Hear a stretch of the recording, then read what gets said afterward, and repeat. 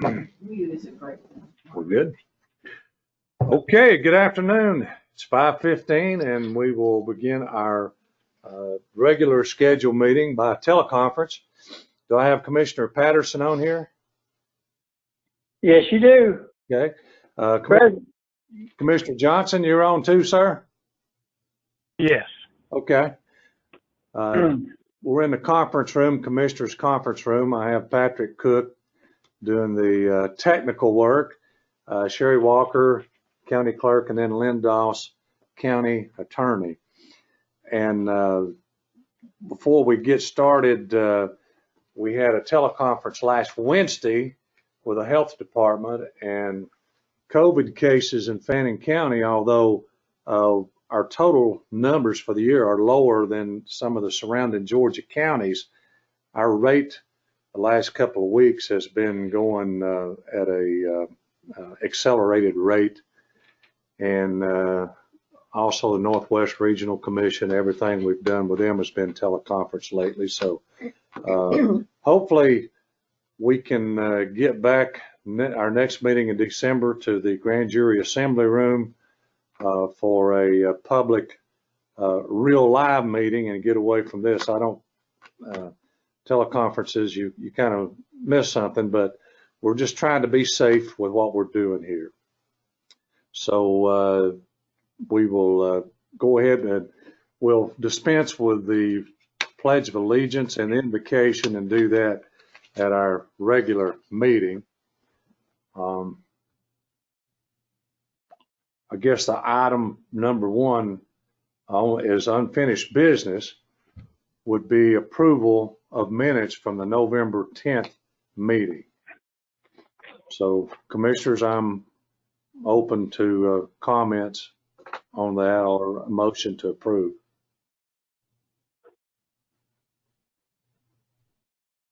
I've read the minutes and have no objections to them. Okay.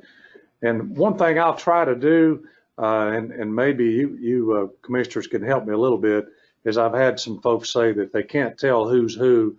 So that was Commissioner Johnson that just spoke, making a motion. Do I hear a second? This is Mr. Patterson. I have the second, and I have no concerns. Okay. All right. Then we'll put this to a vote to approve the minutes from the November 10th meeting. I make a motion we approve. Do we hear a second? Second. Second. All in favor? Commissioner Patterson. Okay. All in favor of that? Aye. Aye. Aye. Aye. 3 ayes. Okay. All right. Next item would be public commentary. Ms. Walker, did we get any public comments? There were none submitted. None submitted. Okay. All right. We'll move on to new business. Commissioners, anything that you want to add at this point? Yes, I'd requested last week was Ms. Walker to, this is Commissioner Johnson, by the way, to add the hazard pay back to the agenda. And I was informed that you were not in favor of doing so. Is that still correct? No, we will add that. We just need one other. If Commissioner Patterson is in favor, we will move that on to the agenda. So Commissioner Patterson. I second that motion. Okay. I second that motion, Chairman. So we'll add that on. Commissioners, do you want to deal with that right out of the bat, or do you want to move it to after the financial report? We'll do it any way you want to do it. After the financial report's fine with me. Okay. That'll be fine. All right, we'll move it to, we'll move hazard pay, correct? To, Yes. Yes. okay. Hazard pay will be added as item 4. Put that on, and then we'll just move the other numbers on that hazard pay. Okay. All right. Thank you. Certainly. New business, the City Street Mineral Bluff property release, and I don't think that I've had one of these in 4 years. Commissioner Johnson, have you had one of these before? in your pre? Not to my knowledge, no. Okay. Well, this, and I'll get a little slow and redundant here just for the folks that are listening in. And this was when the city of Mineral Bluff went defunct. Is that the right word to say, kaput, defunct? The property basically went over to the county of Fannin. And there's a parcel of property that Miss Kimberly Ball Berger is purchasing, and I believe building a new home over there. And this little parcel is really not owned by anybody except the county. And it is a very, very small parcel. It's like 1/1600 of an acre, not even a quarter of an acre. And we have the authority, since Ms. Berger has asked us to basically transfer this property to her. And there's really no value in there that I can see. And she is under I guess, a timetable to try to close on her adjacent property by the end of the month. Is that correct, Ms. Yes, Dawes? So, Commissioner Patterson, do you have any thoughts, concerns on this, sir? I had heard that she wanted, is there a specific reason why she wanted the property, Chairman? Well, Mr. Patterson, if Yeah. I could chime in, this is Linda. When the city of Mineral Bluff, they actually acquired property to put in a road. But the road, like many roads, does not use all of the property that was acquired. And so we've done this before out on Aska. We've done it before, I think, on Georgia too, where we just have excessive right of way. And Ms. Berger wants to make sure that no one else can come in and obstruct her access to the road. It has the advantage of putting the property, even though it's a very sliver of land, of putting it back on the tax digest. Otherwise, it has no real purpose. And there is a statute that says in the event that an entity is not using a road, it can quitclaim the road to the property owners in equal measure on either side. Well, on one side, you have the property that Ms. Berger is considering buying, and on the other side, you have the street. So she literally is the only concerned property owner. Okay. All right. And this is right behind the fire station down there in Mineral Bluff? It's in that vicinity, yes, sir. Okay. All right. I understand. No, I have no questions. Other questions? okay. Commissioner Johnson, do you have any thoughts or questions on this, sir? Well, I would say with them being the only property owner that adjoins the property, it would be nice to get it back on the tax register and not just sitting there. Yeah. Okay. All right. Okay. I certainly have no concerns on this as well, and glad to help Miss Berger to get this done. So I'll make a motion that we approve the release of this property to Miss Christy Ball Berger. I'll make that motion. Do I hear a second?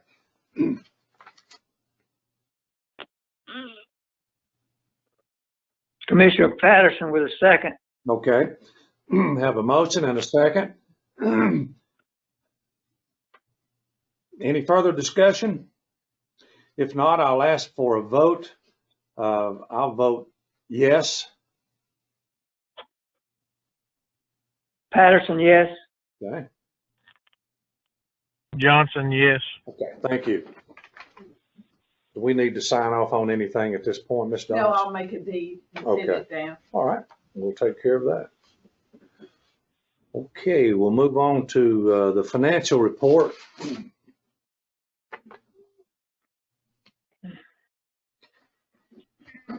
This will be the budget report prepared by Ms. Gazaway that runs January through October this year. So we have 10 months into here to calculate.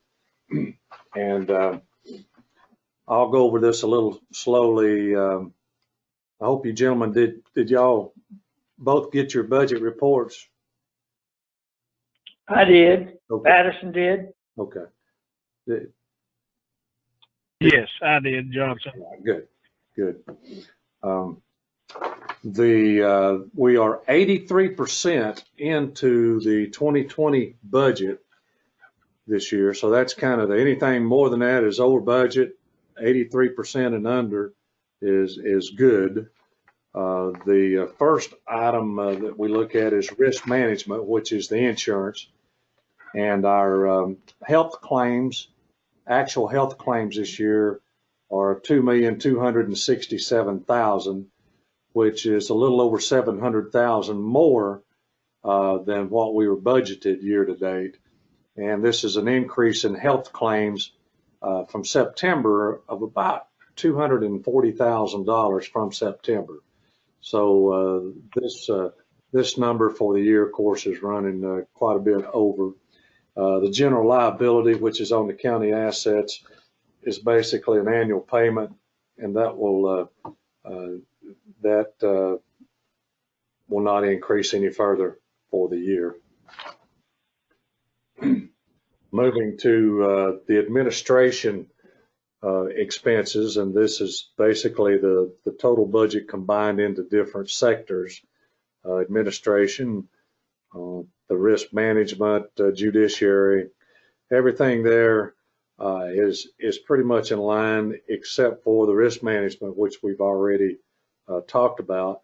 But the total amount of all of these sectors is actually 79% of the budget. So we're totally under by 4% on all of those sectors. And in September, we were under about 1%. So the month of October and those expenditures have done pretty well to continue that hope for goal of being under budget on expenditures.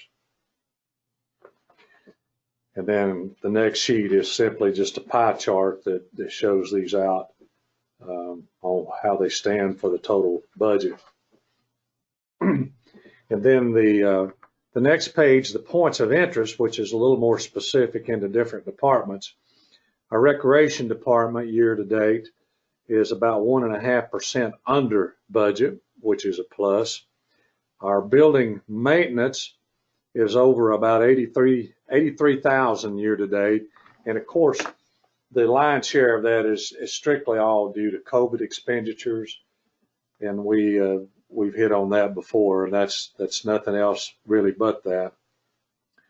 The Public Works General Fund is about 15% under budget, and our decision earlier this year to reduce the SPLOST projects for the Public Works Department and cut back on that, we've only spent almost half of the SPLOST money for the Public Works part.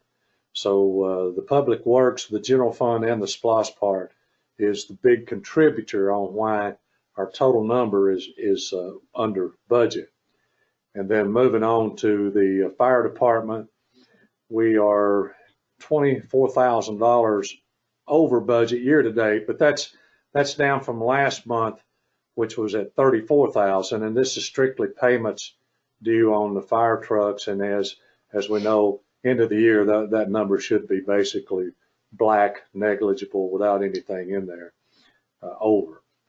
The EMS department is over budget about $198,000, and this is about $50,000 due to overtime salaries, and the big part of that, about $150,000, is due to additional safety equipment that we bought to protect the emergency responders.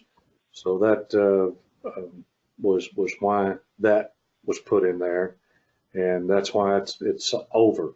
The emergency EMA is under budget, tax assessor's under budget, and the sheriff's department is over about $47,000, and that is actually better than the previous month of $54,000 over, and this is primarily due to wages, but it's coming down. And then the last big item is the county detention, the jail, which is over 24,000 over budget, but that's basically due to inmate medical. That was the big factor. A lot of prisoners having to have some medical treatment during the month of September. Any questions on those two items, Commissioners? I have none. Okay. Commissioner Johnson, anything from you, sir? I have none. Okay, all right. And then, as we mentioned previously, we are 4% under year-to-date through October on our county budget expenditures, and that's an improvement from last month where we were 1% under. And again, the reductions in public works projects this year is the big reason, the big contributor to that. Although that's not to say other departments or elected officials are not aware and trying to help us keep our expenditures under control. So that's a good report as far as expenditures. And moving on to our local option sales tax and SPLOST collections, year to date, and I can tell you I saw the numbers for October, and you know, we may not like the traffic jams that a lot of visitors are coming up here, but their money that they bring in here and our tax collections we get from that are a big plus for our county. The local option sales tax number this year through October is a little over 4.9 million, and that is a $1.2 million increase over last year same time. And then the SPLOST collections are slightly over 6 million compared to 4,550,000 same time last year. And again, as we can reiterate from last month, we were the benefit of a state tax collection error in our favor of about 700,000. So even if you knock that amount off, we're still up significantly, not quite 20%, even without that additional revenue tweak that came in our favor. So our strategies on trying to put more of the budget cost and on the visitors tourism, that's certainly going to help the county get through this COVID situation and hopefully put us in good position for next year with the county funding. And I'm hopeful that the county fund balance, unassigned fund balance, will grow again this year as it did last year. So any further thoughts on the budget or the numbers we've gone over, either commissioner? Considering the COVID and everything else, our numbers really look good, I think. Yeah.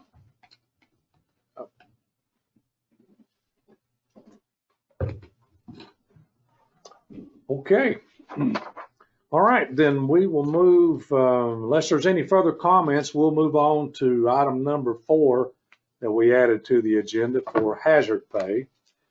And commissioners, I'll just open the floor up for either of you to express your thoughts on that. So the floor is open to you.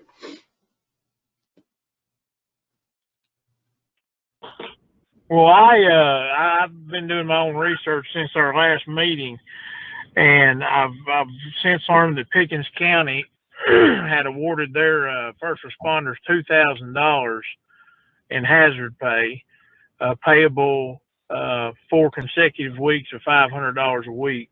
Mm-hmm.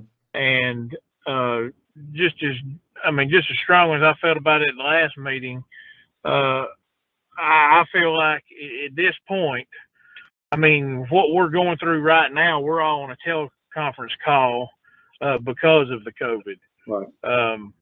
And you mentioned earlier about, you know, the other departments, everyone's going to teleconference calls. You know, in my opinion is, you know, these EMS workers, the sheriff's department, the fire department, you know, they can't telefix anyone when they're having to do their job and deal with people. They're having to be right there with them, hands on, or dealing with them absolutely directly. Mhm. So, even though, the amounts that they were compensated and what we had been speaking about compensating, and especially I feel even stronger about it since our last meeting. I mean, I feel like $500, what we've talked about now for however long since it got brought up. I know the day before the election, it got brought up and about hazard pay, and we've been kicking it around ever since. And I've made several comments about, there are going to be some people who feels that, it wasn't fair or what have you. And I think that's why we were waiting for guidance from our county attorney to figure out who is eligible and who is not eligible. And is it eligible in retrospect or is it eligible for right now? So it couldn't happen at a more perfect time, in my opinion. I mean, with the cases rising again now, us on a teleconference call because of it. So at this point, my opinion is that, if anybody's deserving of the $500 hazard pay, it's our first responders at this moment. And that's just my thoughts on the matter.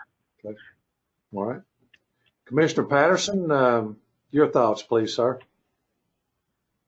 Well, we talked the last commissioners meeting about it, and like I think Mr. Johnson brought up a good point with the spike that Chairman Helton alluded to earlier. This more than ever is a time that they need to know that we are behind them. We appreciate them, and there's always going to be a little bit here and there that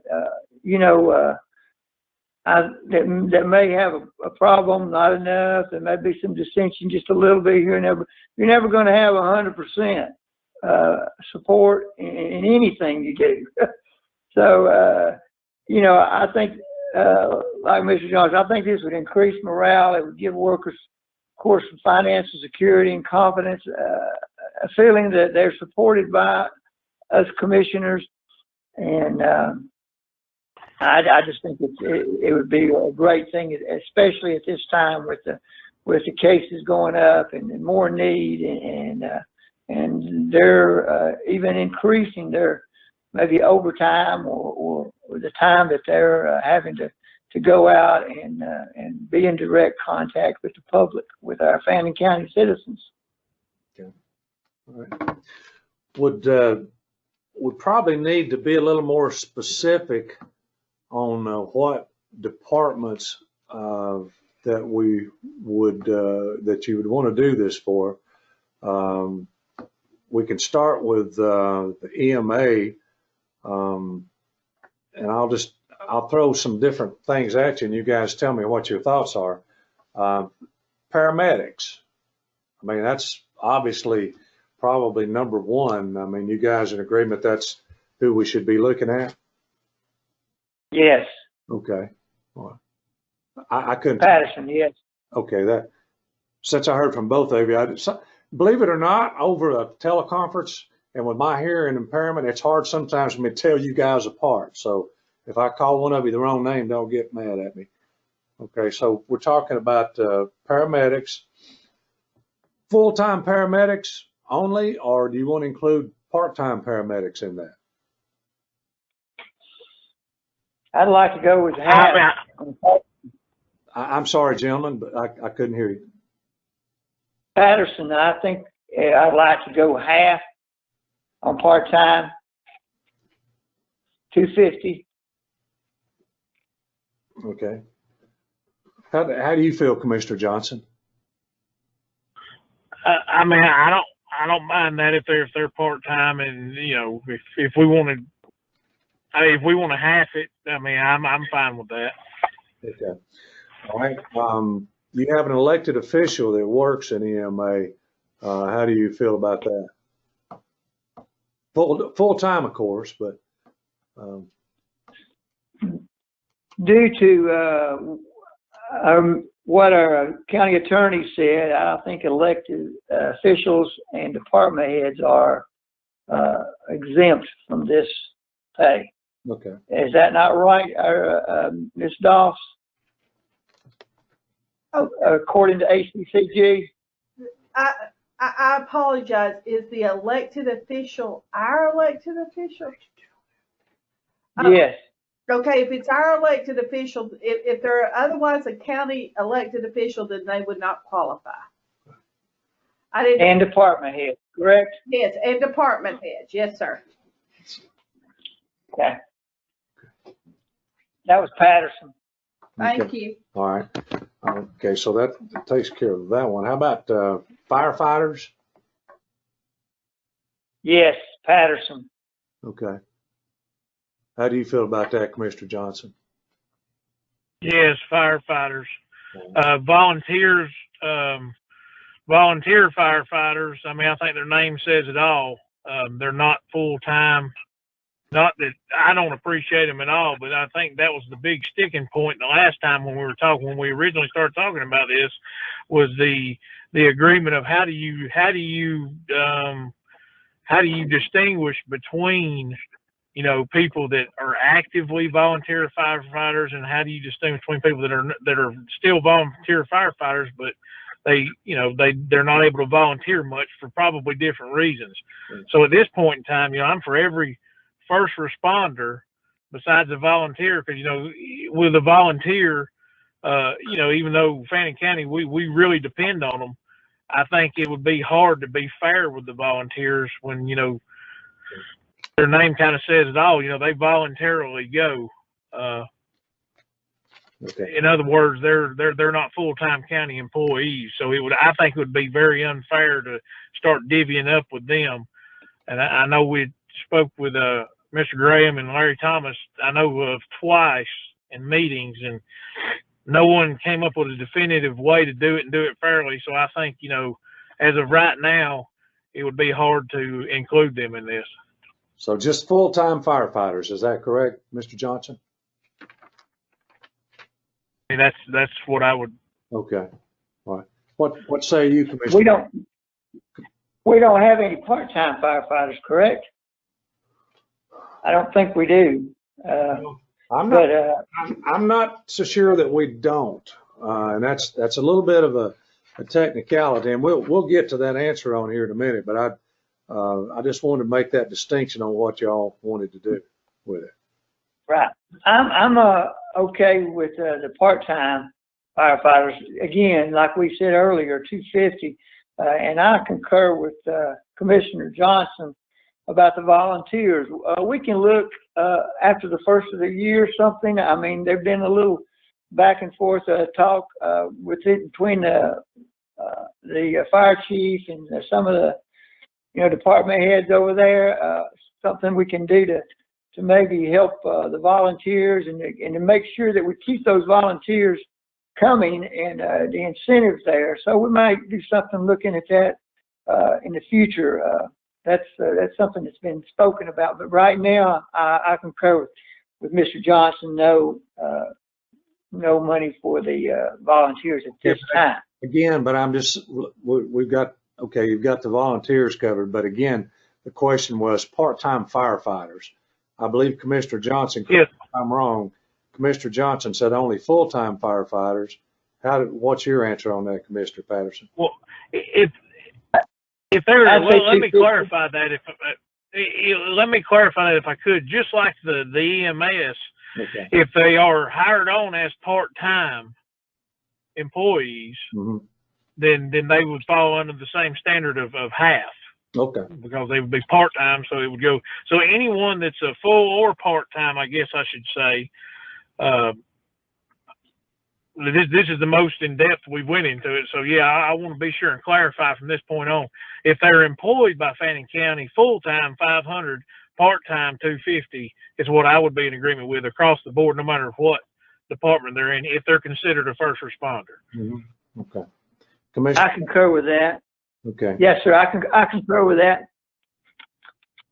All right. I think we've got the EMA department covered. Let's move on to the sheriff's department. I mean, I from what I'm hearing, you gentlemen want to move on with that department as well? Yes, sir. I think that's Commissioner Patterson, right? Yes. Okay. Commissioner Johnson, how do you feel about that? Yes, anyone that Ms. Doss, the county attorney, said is considered a first responder or directly in contact with COVID. I can't remember the exact term she used at the last meeting. Okay. Ms. Doss, is the sheriff's department considered first responders? Well, they're considered emergency under the way the declaration was written by the state. Anybody that has to respond when a call is given and you have no choice. And so Okay. that would be, That would be anyone wearing a badge, if I was guessing. yes, sir. It would be those people that work in the sheriff's department, whether or not it would be at the jail or at the, as I understand the budget, we have the jail separated from the sheriff's department as far as deputies. So anybody that would come under either office that falls under the sheriff. And that would also, of course, include the 911 folks. And the jail. The jail, the 911, the sheriff's department, anybody that draws a paycheck under emergency management agency, is agency higher than services?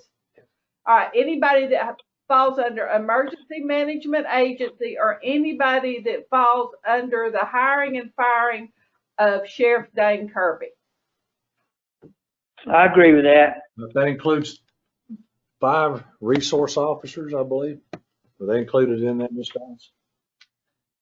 Now, I had not considered the resource officers because while the resource officers are a vital part of our overall law enforcement, they're assigned to the schools, and I do not know what, I think they were still with the schools and helping with the schools during this. Okay, so I'd have to leave that call up to the sheriff. I think I'd leave that up to the sheriff if it were me, because how he works out I think with the I think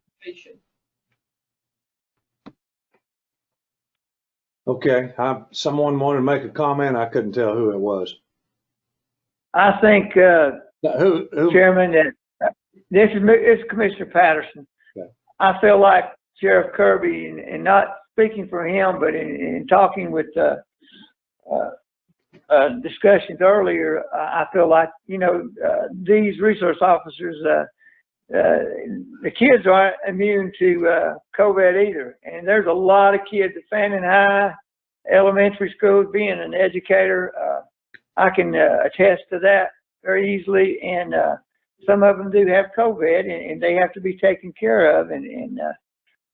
So, they're around it a lot because of the masses of students that we have. So I would think, that they would be included as well. Okay, Commissioner Patterson, just to clarify, you were saying that the resource officers, you feel they should be included just as well as Yes. the patrol officers. Is that correct? Yes, sir. Okay. How do you feel, Commissioner Johnson? As far as I know, the resource officers, if something goes wrong or if something happens or they're needed as backup, they're on call just like a regular patrol officer. So I don't know why they wouldn't. Okay. All right. I don't know why they wouldn't be. I've seen the resource officers do a lot more than be a resource officer, throughout the year. So. Mm-hmm. Okay. All right. I think we've gone over, and 911, how many, 13, is that what you said there, Patrick? Yes. About 13 911 operators that would be part of the same group. Just a couple of things to throw out on this as we're going through it. Just again, to reiterate, we can't do retroactive pay. That is a no-no. We have to do this as forward pay for whatever time frame, the month of December. Certainly Commissioner Johnson and I cannot do anything beyond that as far as pay. So that brings up a point. If you're looking at a list of people to approve on this, say you may have some folks that will be working, and not say through November, but not in December.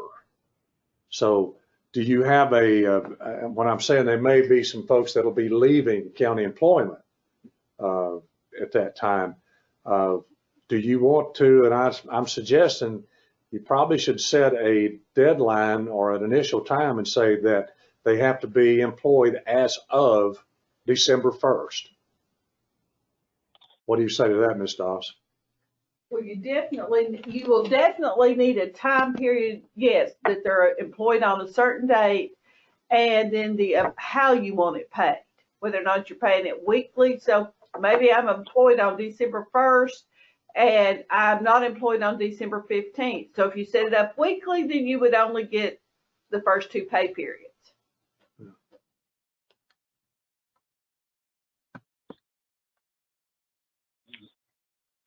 So are we planning on a mass exodus or something? Commissioner Johnson speaking. If you're asking me, Commissioner Johnson, I don't know of anything like that. I'm just saying there may be a case or two where someone would be leaving employment as of Monday would be the 30th. And, so I think there needs to be a specific time set in place on when that you have to be employed as of such and such date. No, I don't know of any mass exodus that's planned on it. All right. I mean, because we can sit here. We could put all kind of stipulations on it. I mean, of all the things that I've done in 8 years, I've never seen hairs split like they've been split on spending $500 in the middle of a pandemic. Yeah. I've never witnessed this before in my life. We don't split hairs like this on anything, basically. I mean, we don't, we definitely don't do it in our own department. No. But yet, when it comes up to this, with federal money that's been given, for these reasons, now it just seems like here, at the end, and we're coming out a lot better than most counties. We're giving 500, others are getting 2,000. Uh-huh. Because maybe, but I don't want to, I'm not nowhere near ready to go to that yet. 500 is the number that we've talked about the whole time. Okay. And if it were up to me, as I've said before, it wouldn't have been brought up the Monday before the Tuesday election. Uh-huh. If it were up to me. But none of that was up to me. It was brought up in a meeting. All right. It got everyone's hopes up of getting something of it. And so now we find ourselves here. I would say, it doesn't matter to me if we pay it out in weekly increments. From what I was told in Pickens County, the only reason they split it up in $500 a week for the rest of the year was to keep taxes from eating them up on each check. Uh-huh. It doesn't matter to me if we pay it out $100 a week for the next 5 weeks, or if we cut a one lump sum check uh-huh. of $500 uh-huh. the next pay period. It doesn't matter to me. Uh-huh. And if someone's going to quit or leave or vacate their job, then that information, I have no idea. Right. Personal experience, I have paid Christmas bonuses and the people never show back up on January the 7th. So that's liable to happen in any business or government, I'm sure. I've had it happen to me before, but that's the only reason I asked a minute ago, are we planning on a bunch of people leaving? Because if that be the case, we need to go a different route. Yeah. Well, I don't have that to answer your question about splitting hairs on this. If we're dealing with federal money, I want to make sure that we're not going to do anything that's going to put us in a bind for next year. And we don't, the retroactive pay that was discussed the last meeting was a game changer. So it's not, this is an important thing. We're trying to get to a decision, but there's some important stuff here that we don't mess it up. That's why we're going. That's why I'm asking these questions, because I've had to give this a lot of thought. Commissioner Patterson, you got any further thoughts on this?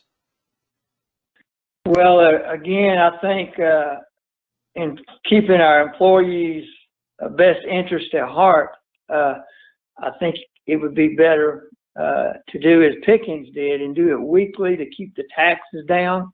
Mm-hmm. And Do we have five? Do we have 5 more pay periods? How many pay periods do we have? That would work out real good. We had 5 pay periods, and they could go $100 a week for full time, $50 a week for part time, and that would get it. And so that's what I am feel like would be the best plan. I can tell you from a payroll standpoint, if you do it, say if you want to do 500, it's probably going to be better to do that do we have 5? I'm asking Ms. Walker, do we have 5 pay periods left, Ms. Walker? I think the way the payroll has worked right now, this week is Thanksgiving week. So I'm sure all the payroll info is in because we had to have it in early because of the holiday. Right. So if you look at December, you've got 4 weeks in December. That would be pay periods. Well, January 1st, I know January 1st is a Friday, but on that day, you would be paying for the week that just ended. So wouldn't that? That would be, because we're behind the week, so that might work. Yeah. We may have to decide to do this in 4 payments or 5, but the issue is trying to make it simple so the payroll isn't having to sit there with a calculator the whole time. I mean, if you pay Exactly. you pay $100 over 5 weeks, it's Yeah. pretty easy to do. If you start breaking Yeah. more than that, it makes it a little difficult. Okay. All right. Or 125 in 4 weeks. Yeah. Makes the 1 week's difference. All right. Or if it's easier for payroll, a lump sum. I don't know. I can tell you lump sum would be way simpler, less likelihood of getting people's paychecks messed up. That I can tell you with all assurance. Would it eat them up as far as taxes go? Oh, this is Lynn again, gentlemen. I do not know. There's different threshold levels. And what you could do is simply say, if you wanted to, make a motion that you're going to pay $500 per employee as designated in hazard pay to be paid either in a lump sum or in 4 increments of 125 based on what is the most tax advantageous to be determined by the financial person. And then we can check on that tomorrow. Yeah, I like that idea. Okay. All right. Any other thoughts or comments before I'll ask for a motion to do this? Anything else, Commissioner Johnson? No, I'm glad that all 3 of us could have a productive conversation about it. I'm very grateful for that, and I think at the end of the day, take care of an issue in which all of us wish we weren't even involved in. Being, during this pandemic. I mean, I don't think any of us are enjoying it. That's a fact. And from talking to the other governments around us, it seems like they're in the same situation. So all we can do is all we can do right now to show, our support of the first responders with the money we've been provided. All right. Just for clarification on this, we're looking at potentially somewhere in the range of $50 to $65,000, somewhere in that range. For the total hazard pay. Commissioner Patterson, you got any last thoughts on this, sir? I'm glad that we've made, I feel like, positive strides forward to help our employees and to let them know that we do appreciate them and we stand behind what they do and the work that they do each day. It's not forgotten, and it's just very, very much appreciated with gratitude. I really, every day, I'm sure many of them feel like, what am I going to see today when I go into work? What's going to be waiting on me, So I think we made some positive strides, and I appreciate Commissioner Johnson and Commissioner Helton for their work toward that. Okay. I'll entertain a motion. Who wants to make the motion? I'll make the motion. All right. Do I hear? I second. All right. I second it. Commissioner Johnson made the motion. Commissioner Patterson seconded it. All in favor, say aye. Aye. Aye. Aye. And none opposed. Okay. All right, commissioners, anything else before I ask for adjournment? I have none. Okay. Anything else, Commissioner? Hope everyone has a wholesome Thanksgiving as much as we can. Yeah. All right. Okay, make a motion for adjournment. Do I hear a second? I second Second. it. All right. Patterson. All in favor? Aye. Aye. Aye. All right. Thank you.